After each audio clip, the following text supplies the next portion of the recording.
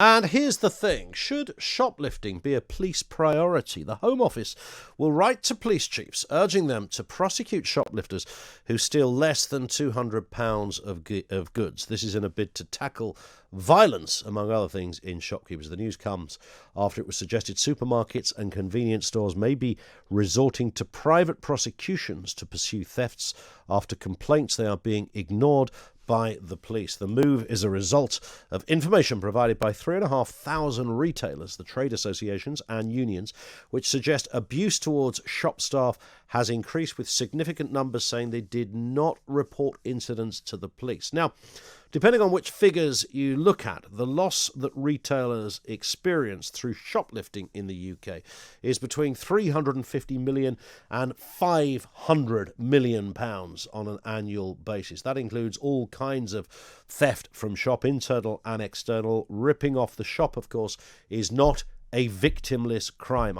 The little clip we played, which was a former prolific shoplifter, said at the time during the other part of the interview that you didn't hear there that, well, it was only shops. It's like, it wasn't like real people, Dumbo. Ultimately, those losses incurred due to theft are passed on to the consumer, and worse than that, result in retailers employing fewer people in order to try and balance their losses. 0344 499 1000. From a retailer perspective, if you are a retailer listening to this, just get on the phone and explain, if you would, not just the harrowing nature of being the victim of shoplifting. This is somebody nicking your stuff. Let's not dress it up in any other way, because it has a slightly different name from burglary or theft. Shoplifting, there's something sort of the word itself doesn't sound quite as bad, does it? If you're the owner of the shop and you've experienced what that's like, and it's not just the financial hit, in all sorts of other ways, I want to hear from you. If you are the witness of the shoplifter, the person that chased down the person in the street as well.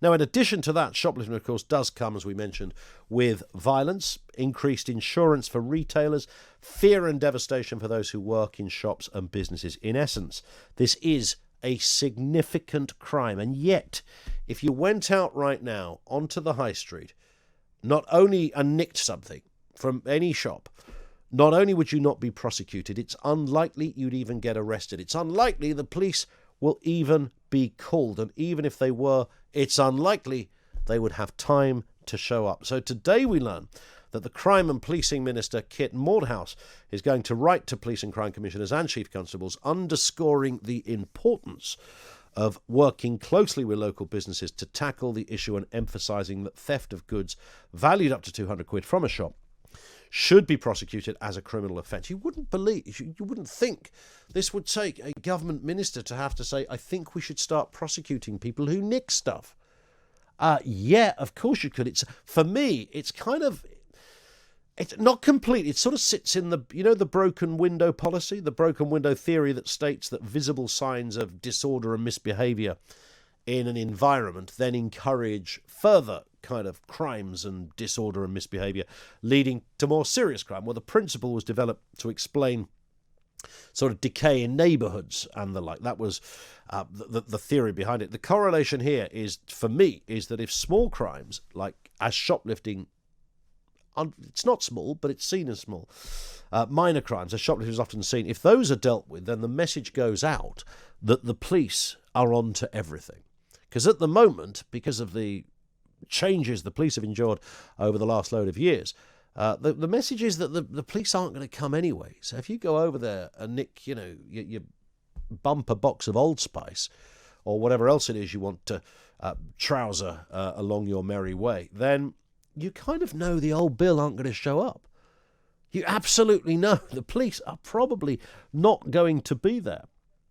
It's not seen as a priority. So it's a bit of a free-for-all out there for the average thief, a green light to pilfer, if you like. Have a listen to this. Last figures that we can unearth from 2018-19 in England and Wales, there were over 374,000 shoplifting offences recorded by police. That doesn't mean to say the police carried out an arrest. It doesn't mean there was a prosecution, so it's likely to be more. 374,000 fellow thieves out there. Shoplifting in British supermarkets has increased by more than 7% in the last 4 years, according to police figures. And yet it's seen as sort of low level, a bit of a distraction. The police have more important things to do. Well, of course, there may well be more important things to do. I want to live in a country where the police respond to all of these things. By the way, not the fault of the police. We're talking a lack of numbers.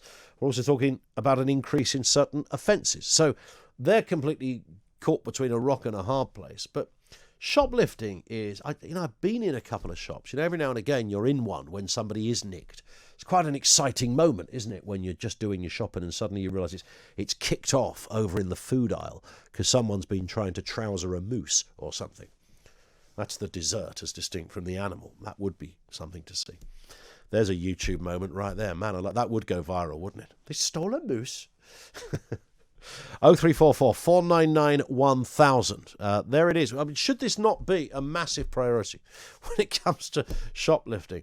I think it's harrowing. I think it's horrendous. I think it's probably quite scary for the shop owners. It's scary because every time it happens, it costs them. Their insurance goes up. It's scary if it happens with violence as well. If somebody tries to chase down the shoplifter and they're kicked or booted out the way, or during the struggle they're injured. It's terrifying. Nobody wants to have their stuff nicked. Come on. Nobody does. And if you're a retailer, and this happens time and time again, my little corner shop where I used to live, the fella almost ended up just shutting his business. Everything was behind, toilet roll almost had a security tag on it. It was getting that bad because everything just went, and people would literally walk into his shop and kind of just do their shopping and walk out again. And nobody bothered because they knew nothing was going to happen. The shopkeeper, he couldn't keep up with it. He simply couldn't, was unable to keep up with those kind of levels of attack on his produce. So he's kind of gave up. This was a few years back. And I'm sure that's replicated, which is why when you go in certain towns or cities to those little convenience stores, the place where you might buy a packet of smokes or a pint of milk, you will see that they look like jails. They're like fortresses. All the tills are heavy wired and glass, but not because of coronavirus, because of thieves that are out there wanting to nick their kit. And all sorts of other things are, behind. Somebody has to come and unlock it. And you think, really? People nick that? I can't remember what it was I bought recently that had a security tag. The heck was I? I said to the guy, do people nick this? He went, they'll nick anything, mate. They'll nick anything. And they will.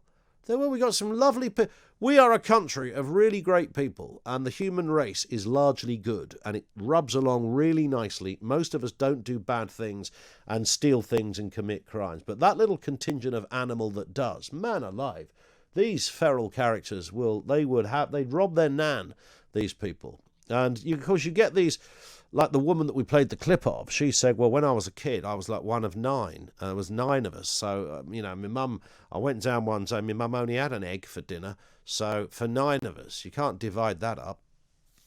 So she said, I started to nick things. I thought, okay.